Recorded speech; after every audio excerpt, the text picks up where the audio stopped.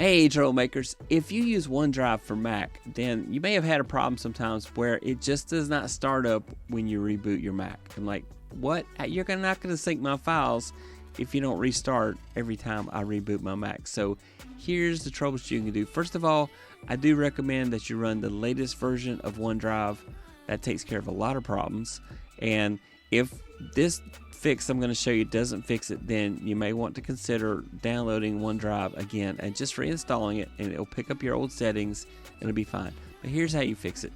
So we go to settings on our Mac. So here it is. And you want to go to general, and then you want to go to login items and extensions. Now I'm running the latest version of macOS, which as of this recording is 15.5. So Sequoia 15.5.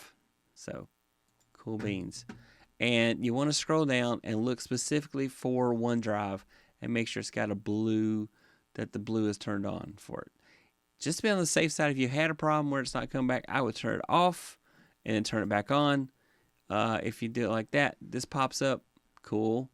If you do it again with that preferences turned off, it'll actually pop up your OneDrive. So you'll see your OneDrive pops up. And so there, that's the indication that you did do something for OneDrive. And then reboot your Mac, and it should come back after you do the reboot, after you've done that.